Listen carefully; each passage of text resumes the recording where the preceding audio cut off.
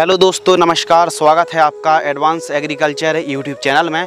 दोस्तों, आज की इस वीडियो के माध्यम से आपको बतलाने वाले हैं आलू की उन्नत सफल वैज्ञानिक खेती की A to Z संपूर्ण जानकारी, यानी पोटैटो फार्मिंग। आलू की खेती कब और कैसे करना चाहिए, ज़्यादा से ज़्यादा प्रोडक्शन निकालने के लिए कब कौन से न्यूट्रिएंट की पूर्ति करना चाहिए, और इसमें कुछ late blight, early blight, potato scab के साथ साथ कुछ ऐसी गंभीर बीमारियाँ आती हैं तो उनको आप प्रिवेंटिव रूप में समय रहते सस्ते पर बढ़िया काम कर जाएं, ऐसी कीटनाशक दवाइयों के बारे में बतलाने वाले हैं। और साथ ही इस वीडियो के माध्यम से आपको बतलाएंगे कि मिट्टी सॉइल किस प्रकार की होनी चाहिए, टेम्परेचर के बारे में बात करेंगे, उन्नतशील किस्मों के बारे में बात करेंगे, और साथ ही बात करेंगे इस वीडियो के माध्यम से कि 1 एकड़ में कितनी लागत लगती है। पूरा 1 एकड़ का विश्लेषण आलू की क्रॉप का, कि लागत, लाभ, मुनाफा, बेनिफिट के साथ साथ पर एकड़ कॉस्ट के साथ साथ नेट प्रॉफिट के बारे में बात करने वाले हैं। और अंत में बात करेंगे कि लाइफ साइकिल कुल कितने दिन की यह टोटल क्रॉप है। तो चलिए शुरू करते हैं। अधिक जानकारी के लिए आप हमें इंस्टाग्राम पर ही फॉलो कर सकते हैं, शिव कुमार 095। चलिए शुरू करते हैं और सबसे पहले बात करते हैं अनुकूल समय। तो आलू की खेती कैसे करें और कब करें। तो देखिए, कब करें यानी अनुकूल समय के बारे में बात करते हैं। तो उन्नतशील जो सूटेबल जो टाइम है, अक्टूबर से नवंबर का जो टाइम है, आपको काफ़ी बढ़िया यदि प्रोडक्शन आपको निकालना है तो आप अक्टूबर से नवंबर के मध्य आप बुआई कर सकते हैं। अक्टूबर के अंतिम सप्ताह से लेकर मध्य नवंबर तक आप बुआई कर सकते हैं, लेकिन नवंबर के जो प्रारंभिक वीक होता है और अक्टूबर का 4th या फिर 3rd वीक पर आप बुआई करते हैं तो काफ़ी अच्छा टाइमिंग माना जाता है। बाकी आप अक्टूबर और नवंबर पर आप आलू की बुआई कर सकते हैं। बात कर लेते हैं अनुकूल सॉइल। तो सॉइल काफ़ी ज़्यादा डिपेंड करती आलू की क्रॉप पर, क्योंकि आलू की फसल के लिए यदि अनुकूल सॉइल की बात करें तो सैंडी सॉइल पर काफ़ी अच्छा उत्पादन देखने के लिए मिलता है। बाकी आप पीली मिट्टी, पीली दोमट है, चिकनी दोमट है, काली मिट्टी है, हल्की भूमि है या फिर भारी भूमि है, बस उत्तम जल निकास का प्रबंध होना चाहिए। और मृदा की पीएच वैल्यू 5 से लेकर 6.5 तक चल जाती है। 7 के आसपास मृदा की पीएच वैल्यू है तो आप जिप्सम का प्रयोग कर सकते हैं, लेकिन 8 से अधिक की पीएच वैल्यू है तो आप पोटैटो की फार्मिंग मत कीजिए। या फिर आप 7 से ऊपर पीएच वैल्यू है, अधिक एल्कलाइन सॉइल है तो आप जिप्सम का प्रयोग जरूर करें। खेत की तैयारी करते समय 50 किलोग्राम प्रति एकड़ की दर से यदि आप जिप्सम का प्रयोग करते हैं तो काफ़ी आपको अच्छे रिजल्ट प्राप्त होने वाले हैं। बाकी सॉइल की बात करें तो उत्तम जल निकास के प्रबंध के साथ साथ खेत की चारों तरफ साफ सफाई होना चाहिए। लगभग सभी प्रकार की मिट्टी पर आप आलू की खेती कर सकते हैं।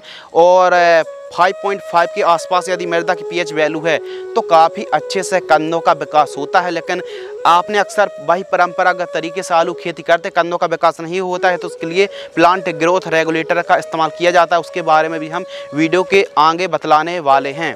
आइए दोस्तों, बात करते हैं क्लाइमेट्स कंडीशन और टेम्परेचर, यानी तापमान और जलवायु कैसी होनी चाहिए। तो देखिए, अधिक पाला जब पड़ता है, अधिक पाला गिरता है तो आलू की क्रॉप पर भी पाला लगने की संभावना पूरी रहती है। तो यह जो क्रॉप है, मध्यम तापक्रम की आवश्यकता होती है, आर्द्र तापमान की आवश्यकता होती है, मध्यम तापमान की आवश्यकता होती है। और टेम्परेचर की बात कर लें दोस्तों तो न्यूनतम 15 से 16 डिग्री सेल्सियस और अधिकतम की बात करें तो 35, 36, 37 तक जो टेम्परेचर होता है, तापमान होता है, एकदम चल जाता है। तो इस प्रकार के टेम्परेचर, और यदि फ्लावरिंग स्टेज पर जब कंदों का विकास हो रहा हो तो उस समय 32 से 33, 34 तक टेम्परेचर, कोई दिक्कत की बात नहीं है। 28 से 32 के आसपास होना चाहिए जब कंदों का विकास हो रहा हो तब। आइए दोस्तों, बात करते हैं खेत की तैयारी यानी फार्म प्रिपरेशन। तो खेत की तैयारी किस प्रकार करना, देखिए अभी यदि आप आलू खेती करना चाह रहे हैं, खेत में पानी भरा हुआ है या फिर खरपतवार उगा हुआ है या फिर जो खेत है एकदम साफ सफाई बिल्कुल भी नहीं है, तो आप चाहें तो जो मैड़ होती है खेत के चारों साइड, आप मेरा 71 का भी स्प्रे कर दीजिए, जिससे खेत के एकदम चारों साइड साफ सफाई होना बहुत ही ज़रूरी। एकदम साफ सफाई करा लीजिए। खेत में पानी भरा हुआ है तो एकदम खेत से पानी को बाहर करा दीजिए। और सर्वप्रथम मीडियम गहराई में चलने वाले कल्टीवेटर है, डगफिट है, तोता हल से आपको पहली और दूसरी प्लोइंग कराना चाहिए। और आलू की खेती आप बेड विधि से ही हम आपको जानकारी बतलाने वाले हैं कि आप जो पोटैटो प्लांटर होता है उसी से बेड बन जाती हैं। और आप बेड बनाकर यदि पोटैटो की खेती करते हैं, आलू की खेती करते हैं तो ज़्यादा से ज़्यादा उत्पादन प्राप्त होता है, ज़्यादा से ज़्यादा आलू यानी ट्यूबर का विकास होता है। तो इस प्रकार आपको खेत की तैयारी करना है। एकदम खेत में उत्तम जल निकास का प्रबंध बहुत ज़रूरी है, क्योंकि बरसात हो जाती है, आलू की फसल पर ज़्यादा देर तक पानी खेत में ठहरना नहीं चाहिए। एकदम बरसात हुई पानी निकल जाए, ऐसी व्यवस्था होनी चाहिए। खेत की चारों साइड एकदम जितनी ज़्यादा साफ़ सफाई होगी उतना ही अच्छी हमारी फसल तैयार होगी। तो इस प्रकार आपको खेत की तैयारी करना चाहिए और अंतिम जुताई में पाटा लगाकर एकदम खेत को समतल करा लीजिए, मिट्टी को भुरभुरी करा लीजिए। जैसे मिट्टी को भुरभुरी कराने वाले यंत्र होते हैं जैसे रोटावेटर या फिर हैरो से एकदम मिट्टी को भुरभुरी करा लीजिए। इस प्रकार आपको खेत की तैयारी करना चाहिए। आइए दोस्तों बात करते हैं उन्नतशील किस्में।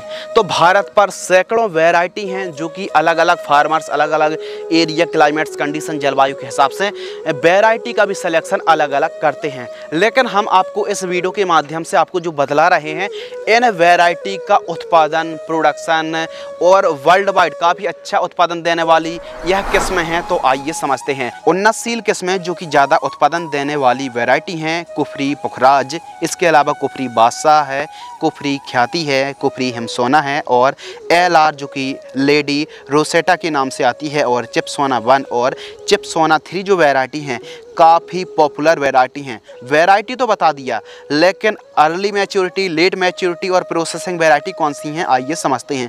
यदि अर्ली मैच्योरिटी वैरायटी के बारे में बात करें जो कि जल्दी तैयार हो जाएं तो कुफरी पुखराज है और कुफरी ख्याति, यह अर्ली मैच्योरिटी वैरायटी हैं। और वहीं लेट मैच्योरिटी की बात करें तो कुफरी बादशाह लेट मैच्योरिटी है। एवं प्रोसेसिंग वैरायटी के बारे में बात करें तो चिपसोना 1 और चिपसोना 3 वैरायटी को आप लगा सकते हैं। LR जो वैरायटी है पंजाब हरियाणा में सबसे ज़्यादा LR वैरायटी लगाई जाती। बाकी आप पुखराज, बादशाह, ख्याति, हिमसोना, चिपसोना 1, चिपसोना 3 जैसी वैरायटी को, LR जैसी वैरायटी को आप लगा सकते हैं। बात कर लेते हैं बीज उपचार यानी सीड्स ट्रीटमेंट। तो बीज उपचार हमको कौन सी फफूंदनाशक से करना चाहिए जिससे पोटैटो स्कैब ना आए, कंद खराब ना हो, एकदम ट्यूबर में एकदम फंगस या बीमारी का रोग देखने के लिए मिलता है जो कि आप फोटो पर देख रहे हैं, पोटैटो स्कैब। तो कैसे रोकथाम करें और ज़्यादा से ज़्यादा अच्छा जर्मिनेशन हो, फसल हरी भरी रहे, तो काफ़ी इफ़ेक्ट करती है कि हम कौन सी फफूंदनाशक से बीज उपचार कर रहे हैं।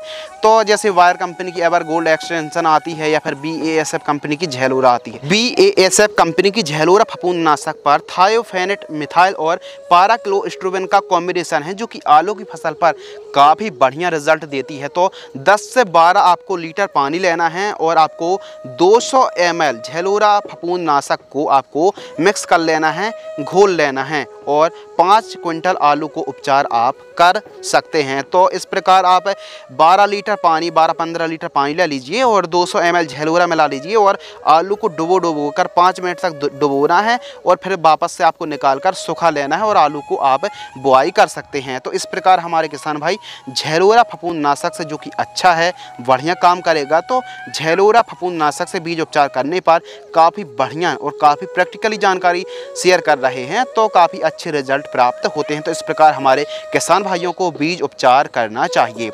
आइए दोस्तों बात करते हैं बुआई के समय खाद। तो हमारे किसान भाई पोटैटो प्लांटर से जो कि आप वीडियो पर देख रहे हैं, इस प्रकार पोटैटो प्लांटर से उसी में खाद भी जाती है, उसी में आप बुआई भी कर सकते हैं, एक प्रकार से आलू की प्लांटेशन भी कर सकते हैं। तो पोटैटो प्लांटर से हमारे जो फार्मर्स हैं, किसान दोस्त हैं, उससे खाद भी दे सकते हैं। तो बुआई के समय बेड के ऊपर कौन कौन सी खाद देनी है, तो NPK 12-32-16 जिसमें नाइट्रोजन, फास्फोरस, पोटास भी है। NPK 12-32-16 आपको लेना 3 बैग यानी 150 किलोग्राम, क्योंकि आलू की जो क्रॉप है एकदम कंद वर्गीय फसल है और इसमें फास्फोरस और पोटास की सबसे ज़्यादा आवश्यकता होती है। तो इसीलिए NPK 12-32-16 में नाइट्रोजन भी है, फास्फोरस भी है, पोटास भी है। तो 3 बैग हमको लेना है यानी 150 किलोग्राम, या फिर आप DAP ले लीजिए 50 किलोग्राम, SSP 50 किलोग्राम से लेकर 100 किलोग्राम और MOP muriate of potash 20 kilogram और रीजेंट 5 किलोग्राम, और साथ ही 2 ट्रॉली गोबर की खाद भी आप मिक्स कर लीजिए।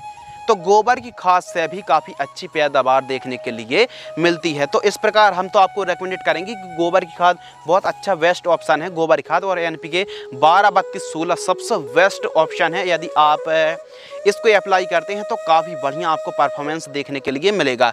तो इस प्रकार आपको बुआई के समय जब बेड आप तैयार कर रहे हैं तो उस समय हमारे जो फार्मर्स हैं, किसान भाई हैं, एक प्रकार से आलू की बुआई करने से पहले खाद दे सकते हैं या फिर पोटैटो प्लांटर से एक साथ खाद भी दे सकते हैं और बुआई भी कर सकते हैं। आइए दोस्तों बात करते हैं प्रति एकड़ सीड्स। यदि आप 1 एकड़ पर आलू की बुआई कर रहे हैं तो 14 से 15 क्विंटल आलू की आवश्यकता होती है। यानी जब आप बुआई करेंगे तो जिस भी वैरायटी को आप लगा रहे हैं तो 14 से 15 क्विंटल आलू की आवश्यकता पड़ती है 1 एकड़ में।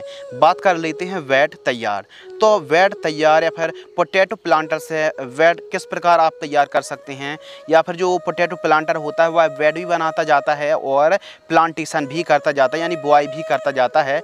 तो आपको बेड की चौड़ाई रखनी है 2.5 फीट, 2 से 2.5 फीट रखनी है, और बेड से बेड की आपको दूरी रखनी है 2.5 फीट, और बेड की ऊंचाई आप 1 फीट रख सकते हैं। कुछ किसान भाई बेड से बेड की दूरी 2 फीट रखते हैं, लेकिन 2.5 फीट काफ़ी अच्छा डिस्टेंस माना जाता है। बाकी आप 1.5 फीट से लेकर 2.5 फीट बेड से बेड की दूरी रख सकते हैं। बात कर लेते हैं प्लांट डिस्टेंस। तो आपको कितने अंतर पर, कितनी दूरी पर आपको बुआई करनी चाहिए। तो पौधे से पौधे की आपको दूरी रखनी है, यानी आलू से जो आलू दूसरे आलू की दूरी रखनी है 10 से 15 सेंटीमीटर रखनी है, और लाइन से लाइन की दूरी आपको रखनी है 45 सेंटीमीटर। 45 से 60 सेंटीमीटर आप रख सकते हैं। 45 सेंटीमीटर काफ़ी बढ़िया मानी जाती है, बढ़िया रहती है। और गहराई की बात करें तो 5 से 6 और अधिकतम 7 सेंटीमीटर गहराई पर आपको आलू की डेप्थ पर बुआई करनी चाहिए। काफ़ी अच्छा आपको रिजल्ट देखने के लिए मिलेगा। और आलू की बुआई आप एक बेड पर डबल लाइन पर जिग-जैग आपको प्लांटेशन करना चाहिए। दोस्तों जब भी आपको आलू की बुआई करनी है तो आप 15 दिन से लेकर 1 महीने पहले ही जो आलू का सीड्स होता है आपको खरीद लेना है, और आपको बीज उपचार करके किसी भी रूम पर आपको एकदम बाहर निकाल के रख देना है, जिससे जो अंकुर होते हैं अंकुर बाहर आ जाएं आलू के। और इस प्रकार आपको आलू की बुआई करनी चाहिए, और आलू की आप टुकड़े बना लीजिए, और टुकड़े का मतलब टुकड़े बनाकर आप आलू की बुआई करें। और टुकड़ों का जो वजन है लगभग 25 से 30 ग्राम के आसपास एक टुकड़े का वजन होना चाहिए। और जब भी आप प्लांटेशन कर रहे हैं तो आलू जो होता है एक टुकड़े में कम से कम 1 से 2 अंकुर यानी 1 से 2 आँख होना बहुत ही ज़रूरी है। हमारे किसान भाइयों को इस प्रकार बीज उपचार करके काट करके आलू को लगाना चाहिए। कुछ किसान भाई एकदम सीधे आलू को सिंगल आलू को लगा देते हैं, लेकिन यदि आप कट करके लगा रहे हो तो हम तो कहते हैं कट करके ही आपको आलू को लगाना चाहिए। और आलू का वजन 25 से 30 ग्राम एक टुकड़े का होना चाहिए। और बीज उपचार करने से काफ़ी सारे आपको फायदे देखने के लिए मिलते हैं। फसल सबसे पहली बात तो हरी भरी रहती है, और अंकुरण जर्मिनेशन काफ़ी अच्छा होता है। बात कर लेते हैं सोइंग मेथड। कुछ किसान भाइयों के पास पोटैटो प्लांटर उपलब्ध नहीं है, तो वे किसान भाई एक बेड पर सिंगल लाइन पर बुआई कर सकते हैं, यानी प्लांटेशन कर सकते हैं। जिन किसान भाइयों के पास पोटैटो प्लांटर उपलब्ध नहीं है तो वे किसान भाई डबल लाइन पर प्लांटेशन कर सकते हैं, यानी बेड विधि से ही हमको प्लांटेशन करना है और एक बेड पर डबल लाइन पर प्लांटेशन कर सकते हैं।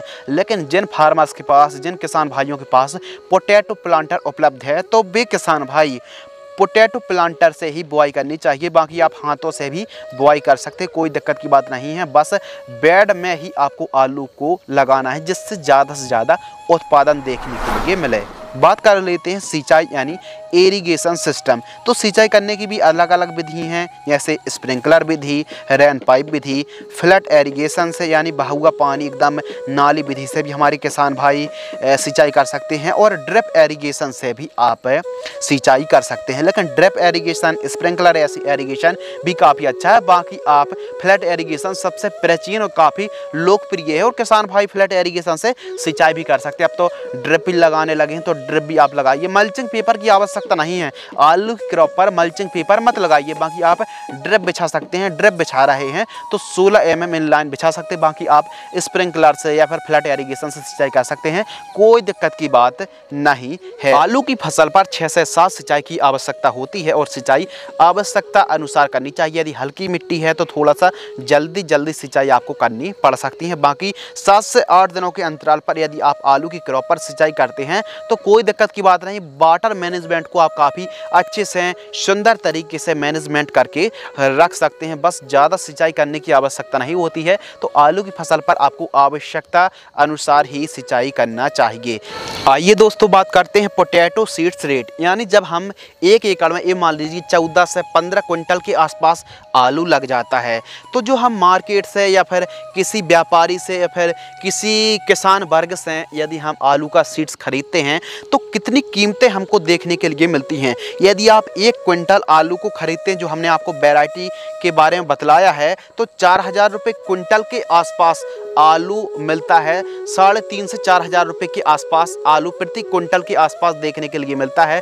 तो इस प्रकार आप समझ लीजिए 15 क्विंटल आलू की आवश्यकता होगी, जिसको आपको काट कर बुआई करनी है। तो 1 क्विंटल 4, 4.5, 5000 रुपये के आसपास कीमतें कम और ज़्यादा होती रहती हैं। तो पोटैटो सीड्स मार्केटिंग रेट पर काफ़ी ज़्यादा डिपेंड करता है, आवकों पर काफ़ी ज़्यादा डिपेंड करता है। तो आप पोटैटो का जो सीड्स है, जैसे हमने बेस्ट वैरायटी के नाम बतलाए हैं, तो आप यदि कमेंट सेक्शन में जिस फार्मर्स के पास यह वैरायटी है तो आप कमेंट्स नंबर में शेयर कर दीजिए, ताकि अन्य किसान भाई रजिस्टर्ड ही, ऐसा नहीं जब भी आप वैरायटी का सिलेक्शन कर रहा है रजिस्टर्ड ही आपको व्यापारी से खरीदना है। ऐसा नहीं कि कोई भी वैरायटी बोलकर कोई वैरायटी आपको थमा दी, ऐसा नहीं है। रजिस्टर्ड ही वैरायटी का सिलेक्शन आपको करना चाहिए। तो इस प्रकार 1 क्विंटल का रेट 3-4 हज़ार रुपये, 4.5 रुपये के आसपास कीमतें देखने के लिए मिलती हैं। बात कर लेते खरपतवार की रोकथाम यानी वीड कंट्रोल। तो भाई साहब वीड कंट्रोल यानी खरपतवार की रोकथाम करना, वैसे तो काफ़ी बेस्ट जो ऑप्शन है निराई गुड़ाई करना, कि पहली निराई गुड़ाई 40-50 दिन के आसपास की क्रॉप होती है और दूसरी निराई गुड़ाई 70-75 दिन के आसपास की होती है। तो मिट्टी आलू की फसल पर चढ़ानी चाहिए, निराई गुड़ाई करानी चाहिए। तो इस प्रकार आप मशीनरी विधि से भी आप खरपतवार की रोकथाम कर सकते हैं, मिट्टी को चढ़ा सकते हैं। मिट्टी को चढ़ाना, मिट्टी को कंधों पर चढ़ाना बहुत ही ज़रूरी होता है, यानी जो कंध है आलू की ट्यूबर हैं वो दिखना नहीं चाहिए, यानी मिट्टी एकदम प्रॉपर चढ़ी रहा है, इससे कंधों का विकास अच्छा होता है। यदि कंध बाहर दिख रहा है तो उनका रंग बेरंग हो जाता है। तो बात कर रहे थे खरपतवार की रोकथाम, तो इस प्रकार भी आप खरपतवार की रोकथाम कर सकते हैं। या फिर आपने जैसे ही बुआई करी है तो खरपतवार नाशक के लिए आप जैसे मेट्रीब्यूजन आती है, कृपया ध्यान से सुनिए, आलू की सबसे पहले आपको बुआई करनी है, सबसे पहला काम। दूसरी काम, आप प्री इमर्जेंट हार्बिसाइड का आप स्प्रे कर सकते हैं, जैसे मेट्रीब्यूजन 70% WP फफूंदनाशक आती है, 100 ग्राम 200 लीटर पानी में घोल करके आपको खाली खेतों पर एकदम जब बुआई करी, बुआई के 1-2 घंटे बाद आप मेट्रीब्यूजन का स्प्रे कर दीजिए, खरपतवार ही नहीं उगेंगे। तो इस प्रकार हमारे किसान भाई खरपतवार की रोकथाम कर सकते हैं। ऐसा नहीं कि 40-50 दिन के आसपास की फसल हो गई आप कोई खरपतवार नाशक नहीं, आपको बुआई यानी बुआई तो आपने कर दी, अंकुरण से पहले ही आपको खरपतवार नाशक स्प्रे कर देना। यानी हम तो कहते हैं बुआई करिए और 2 घंटे बाद आप मेट्रीब्यूजन का स्प्रे कर दीजिए 100 ग्राम 1 एकड़ में 200 लीटर पानी में घोल करके। और संपूर्ण जानकारी आपको प्रति एकड़ की दर से ही शेयर कर रहे हैं। आइए दोस्तों बात करते हैं स्प्रे शेड्यूल। तो आलू की फसल पर छिड़काव जो होते हैं कीटनाशक दवाई, फफूंदनाशक, टॉनिक के जो स्प्रे होते हैं जिससे ज़्यादा से ज़्यादा उपज प्राप्त हो, आलू के जो ट्यूबर हैं छोटे रह जाते हैं, प्रॉपर बढ़वार अच्छे लें, तो इनके लिए हम आपको जो कॉम्बिनेशन शेयर करने वाले हैं, इंटरनेट पर ऐसी जानकारी उपलब्ध ही नहीं है, क्योंकि यह जो जानकारी हम आपके साथ शेयर कर रहे हैं एकदम प्रैक्टिकली जानकारी है, एकदम सस्ते स्प्रे के बारे में बतलाने वाले हैं। तो फसल हरी भरी रहे, ट्यूबर का साइज़ एकदम बड़ा हो, एकदम बहुत अच्छे से ट्यूबर का साइज़ बने, तो इसके लिए स्प्रे शेड्यूल और कीट फंगस भी ना आए। तो सबसे पहले बात करते हैं कीट प्रबंधन की, कौन कौन से कीट आते हैं, नुकसान पहुँचाते हैं, कैसे प्रबंध कर सकते हैं। तो प्रमुख रूप से एफिड्स आता है, रस चूसक कीट है, जैसिड आता है, वाइट फ्लाई का प्रकोप देखने के लिए मिलता है, हरी इल्ली का प्रकोप देखने के लिए मिलता है, वाइट ग्राफ की समस्या देखने के लिए मिलती है, और साथ ही लेट ब्लाइट, अर्ली ब्लाइट और पोटैटो स्कैब काफ़ी गंभीर समस्या है, और लीफ स्पॉट की समस्या भी देखने के लिए मिलती है। और बीच बीच में कहीं कहीं पर कुछ किसान भाइयों के कुछ पिछले साल का जो एनालास आया है, डाटा आया है, तो माइट्स की भी समस्या देखने के लिए मिली है। तो कुछ एफिड, जैसिड है, वाइट फ्लाई है, late blight, early blight, potato scab है, एंथ्रेक्नोज है, और कंद छोटे रह जाते हैं। यह जो समस्या है, पीलापन की समस्या देखने के के लिए मिलती है, ठंड से आलू को कैसे बचाएं, ये सभी जो जानकारी है आपको डिटेल से जानकारी मिलने वाली है। बस वीडियो पर बने रहिए। तो आइए बात करते हैं स्प्रे शेड्यूल की। सभी जो समस्या निपट जाए, एकदम फसल एकदम साफ सफाई बनी रहे और एकदम फसल हरी भरी रहे। तो फर्स्ट स्प्रे, आलू की बुआई से 25 दिन के आसपास की क्रॉप होती है तो फर्स्ट स्प्रे पर M45 यानी मैंकोजेब 75% WP फफूंदनाशक। अब मैंकोजेब 75% से लेट ब्लाइट, अर्ली ब्लाइट जो फंगस आ रहे हैं प्रिवेंटिव रूप में काफ़ी अच्छा काम करेगी और सस्ता है। तो आपको 40 ग्राम लेना है M45 फफूंदनाशक है, और साथ ही आपको लेना है एक इंसेक्टिसाइड यानी वायर कंपनी की सोलेमन इंसेक्टिसाइड लेना है, जिसमें इमीडाक्लोप्रिड और वीटासाइक्लोथ्रीन का कॉम्बिनेशन है। जैसे वायर कंपनी की सोलेमन इंसेक्टिसाइड आती है, इमीडाक्लोप्रिड से रस चूसक कीटों पर काफ़ी अच्छा कंट्रोल मिल जाएगा, और वीटासाइक्लोथ्रीन से इल्ली जो प्रमुख रूप से हल्की फुल्की इल्ली का प्रकोप देखने के लिए मिलता है, कुछ किसान भाइयों के खेतों पर हरी इल्ली का प्रकोप देखने के लिए मिलता है। तो सोलेमन इंसेक्टिसाइड काफ़ी अच्छा काम करेगी। 12 ml लेना है। इन दोनों को मिक्स करके 15 लीटर पानी में घोल करके स्टिकर मिक्स करके स्प्रे कर देना है। अब स्टिकर इसलिए मिक्स मत करें कि बरसात होगी, नहीं, बल्कि जो आपका घोल है लंबे समय तक चिपक जाए और लंबे समय तक चिपका रहे और लंबे समय तक रिजल्ट ले, तो इसके लिए सिलिकॉन बेस्ड स्टिकर मिलाकर आपको स्प्रे करना चाहिए। सस्ता होता, कोई महंगा नहीं होता स्टिकर। तो इस प्रकार हमारे किसान भाइयों को फर्स्ट स्प्रे करना चाहिए। सेकंड स्प्रे तो 40 से 45 दिन के आसपास की क्रॉप होती है, तो इस समय आलू की फसल पर कोई बड़ी समस्या है तो वो है late blight, early blight, scab, झुलसा। तो यह जो बीमारी है, जो फंगस हैं, स्पेशल लेट ब्लाइट और अर्ली ब्लाइट, तो इनकी रोकथाम करने के लिए यदि कम ब्लाइट है तो बायर कंपनी की इनफिनिटो, यदि कम ब्लाइट है, कम झुलसा है तो बायर कंपनी की इनफिनिटो फफूंदनाशक 40 ml 15 लीटर पानी घोल करके आप स्प्रे कर सकते हैं। लेकिन अधिक ब्लाइट है, 40-45 दिन की फसल है, तो अधिक ब्लाइट की दशा में कैब्रियो टॉप आती है, कैब्रियो टॉप फफूंदनाशक को आप स्प्रे कर सकते हैं। जैसे BASF कंपनी की कैब्रियो टॉप फफूंदनाशक का आप स्प्रे कर सकते हैं। 40 ग्राम की दर से आप 15 लीटर पानी घोल करके आप स्प्रे कर सकते हैं। कम ब्लाइट है तो रेडोमिल गोल्ड फफूंदनाशक भी काफ़ी अच्छा काम करती है। तो बीमारियों को देखकर, फंगस को देखकर ही आपको स्प्रे करना चाहिए। ये तो बात हो गई स्प्रे शेड्यूल की। आवश्यकता अनुसार जिस प्रकार रोग कीट आ रहे हैं तो उस प्रकार हमारे किसान भाइयों को स्प्रे करना चाहिए। अब बात कर लेते हैं खाद का शेड्यूल यानी फर्टिगेशन शेड्यूल। तो खाद के शेड्यूल ही काफ़ी इम्पोर्टेंट, महत्वपूर्ण है। बाकी हमारे किसान भाइयों ने हमने बुआई के समय ही ज़्यादा से ज़्यादा nutrient special NPK, nitrogen, phosphorus, potash 12-32-16 NPK की पूर्ति तो कर दी है, लेकिन फसल में काफ़ी अच्छे से बढ़वार हो और फसल में किसी भी पोषक तत्व की कमी ना आए, तो इसके लिए खाद देना भी ज़रूरी है। पहली खाद 25 दिन के आसपास की क्रॉप होती है तो यूरिया और उर्वरक खाद 45 किलोग्राम का 25 दिन के आसपास की फसल होती है तो यूरिया और उर्वरक खाद आपको लेना है 25 किलोग्राम, और सागरिका दानेदार 8 किलोग्राम से लेकर 10 किलोग्राम। और आप चाहें तो फर्स्ट कॉम्बिनेशन के साथ माइक्रो न्यूट्रिएंट फर्टिलाइजर्स को भी आप ले सकते हैं। तो इन दोनों को, तीनों को मिक्स करके प्रति एकड़ जड़ों के पास दे करके आपको सिंचाई कर देना है। शानदार आपको रिजल्ट देखने के लिए मिलेंगे। बात कर लेते हैं सेकंड कॉम्बिनेशन। तो सेकंड जो कॉम्बिनेशन है, आलू की फसल 40 से 45 दिन के आसपास की क्रॉप होती है दोस्तों, तो यूरिया और उर्वरक खाद 20 किलोग्राम लेना है और अमोनियम सल्फेट 20 kg लेना है। इन दोनों को मिक्स करके प्रति एकड़ की दर से जड़ों के पास देकर आप सिंचाई कर दीजिए, और फिर देखिए रिजल्ट, कितने शानदार रिजल्ट देखने के लिए मिलेंगे। काफ़ी फसल में काफ़ी वनस्पतिक बढ़वार, कंदों का जो साइज है काफ़ी बढ़िया देखने के लिए मिलेगा। बाकी हमारे किसान भाई बुआई के समय, खेत तैयार करते समय गोबर की खाद 2 ट्रॉली पूरे खेत में बिखेर दीजिए। MOP का भी आप प्रयोग कर सकते हैं, लेकिन NPK 12-32-16 का प्रयोग कर रहे हैं तो MOP का प्रयोग करने की कोई भी आवश्यकता नहीं है।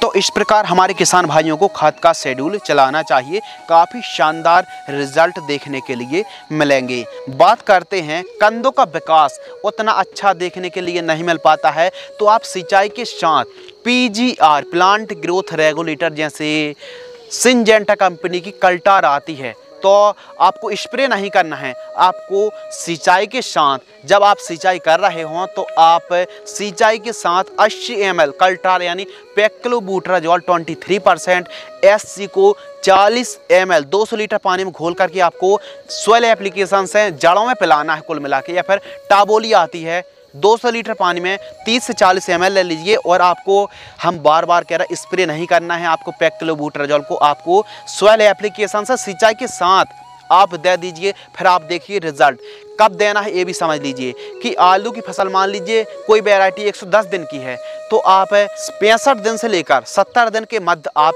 कल्टार का प्रयोग कर लीजिए। या फिर वनस्पतिक बढ़वार काफ़ी अच्छी हो जाए उसके बाद यानी कंद बनना चालू हो जाए, या फिर इस प्रकार समझ लीजिए कि कोई वैरायटी 110 दिन की है तो 70 दिन के आसपास कल्टार या फिर पेक्लोबुटराजोल 23% या फिर 40% SC का आप सोयल एप्लीकेशन से सिंचाई के साथ यदि आप प्रयोग करते हैं तो कंदों का विकास बहुत अच्छा होगा। क्यों होगा आइए समझते हैं। क्योंकि बढ़वार बस हो रही है हमारी, तो जो प्लांट ग्रोथ रेगुलेटर चाहे कल्टार हो, हम बात कर रहे हैं पेक्लोबुटराजोल की, तो वे जो बढ़वार बहुत ज़्यादा हो रही है तो उसको रेगुलेट करके जो वाटर मिनरल्स हैं, जो न्यूट्रिएंट हैं, वही न्यूट्रिएंट वही एनर्जी को और वही सारे के सारे पोषक तत्वों को कंदों के विकास में लगाएगा। जिससे होगा क्या, जिससे कंदों का विकास ज़्यादा होगा, बढ़वार बहुत ज़्यादा नहीं होगी।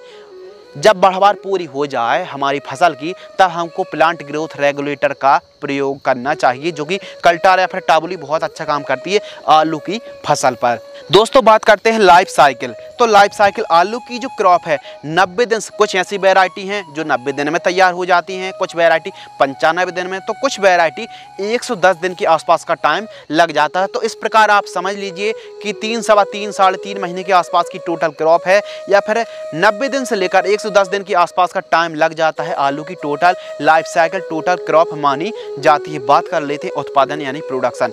तो आलू की फसल पर जो उत्पादन है, यदि प्रॉपर आप बुआई के समय न्यूट्रिएंट की पूर्ति करते हैं दोस्तों, तो ये समझ लीजिए उत्पादन 160 से 180 क्विंटल 1 एकड़ में उत्पादन देखने के लिए मिलता है। कुछ किसान भाई केवल 130-140 क्विंटल ही एकड़ से उत्पादन निकाल पाते हैं, तो वहीं कुछ किसान भाई 200-200 क्विंटल 1 एकड़ से उत्पादन प्रोडक्शन निकाल लेते हैं। लेकिन एक औसत, एक एवरेज जो उत्पादन है 160 से 180 क्विंटल के आसपास 1 एकड़ से उत्पादन देखने के लिए मिलता है, प्रोडक्शन देखने के लिए मिलता है। बात कर लेते हैं लागत यानी पर एकड़ कॉस्ट। संपूर्ण जानकारी प्रति एकड़ की दर से दे रहे हैं, तो 1 एकड़ पर कितनी लागत लगती है। तो दोस्तों 1 एकड़ में लगभग ये मान लीजिए 50,000 रुपये से लेकर 60,000 रुपये के आसपास 1 एकड़ में खर्च लग जाता है, लागत लग जाती है। आइए दोस्तों बात करते हैं पर एकड़ कॉस्ट। तो आलू की खेती आप कर रहे हैं तो सबसे खर्च ज़्यादा काय में होता है, ये भी सुन लीजिए। जो हम सीड्स खरीदते हैं, क्योंकि 1 एकड़ में 14-15 क्विंटल आलू लगेगा, तो भाई साहब 4,000 रुपये क्विंटल भी पड़ा तो 15 क्विंटल का लगभग 60,000 रुपये तो ये हो गया, और खाद का खर्च। तो ये मान लीजिए 1 एकड़ का खर्च सभी एक्सपेंसेस को जोड़कर 70 से 75,000 रुपये के आसपास 1 एकड़ से हमको लगभग लागत लग जाती है, 1 एकड़ में कॉस्ट लग जाती है। आइए बात करते हैं बाजार भाव यानी मार्केटिंग रेट। तो मार्केटिंग रेट देखिए, जब किसानों की उपज आती है एक साथ सारी की सारी प्रोडक्शन आती है तो आलू की कीमतें कम हो जाती हैं। लेकिन थोड़ा सा आप जल्दी बुआई करते हैं, जल्दी आप अक्टूबर के आसपास यदि आप बुआई कर देते हैं तो आपको कीमतें भी काफ़ी अच्छी देखने के लिए मिलेगी। जब आपका 3 महीने बाद आपका आलू खुदेगा तो आपको काफ़ी अच्छा उत्पादन देखने के लिए मिलेगा। तो ये मान लीजिए बाजार भाव, हमारे किसानों को उपज की जो कीमतें होती हैं किस भाव में मिलती हैं, तो हमारे किसान भाइयों को 800 रुपये से लेकर 1200 रुपये के आसपास प्रति क्विंटल का रेट मिल जाता है। कभी कभी 1500, 1600, 1700 तक का रेट मिल जाता है। तो आप एक काम कर सकते हैं, एक स्ट्रेटेजी को अपना सकते हैं कि जब भी आपका उत्पादन हुआ, जब आपकी आलू की खुदाई हुई और कीमतें कम हैं, तो आप उस समय आप बिक्री मत कीजिए। तो जब कीमतें बढ़ती हैं आपको स्टोरेज करके या फिर कोल्ड स्टोरेज पर आप आलू को स्टोर करके भी रख सकते हैं। जब कीमतें अच्छी देखने के लिए मिली तो हमारे किसान भाई बिक्री कर सकते हैं। तो इस प्रकार यदि हमारे किसान भाइयों को 1500 या फिर इससे भी अधिक की कीमतें देखने के लिए मिलती हैं, जो कि हमारे किसान भाइयों को काफ़ी अच्छे से पता है कि बाजार भाव कितना रहता है, ये बताने वाला टॉपिक नहीं है। तो बाकी हमारे किसान भाइयों को एक एवरेज 1500-1600 रुपये से लेके 1700-1800 2000 रुपये तक की कीमतें देखने के लिए मिल जाती हैं। बाकी एक एवरेज तो 800 से 1200 तो चलता ही चलता है। बात कर लेते हैं मुनाफा। तो मुनाफा डिपेंड करता है भाई साहब आपकी उपज पर और मार्केटिंग रेट पर। तो हमारी उपज एक एवरेज मान लेते हैं कि 170 क्विंटल के आसपास हमको कीमतें देखने के लिए मिली। तो हम ये मान लेते हैं 1 एकड़ में जो हमारी उपज प्राप्त हुई 170 क्विंटल के आसपास उपज प्राप्त हुई। और बात कर लेते हैं मार्केटिंग रेट।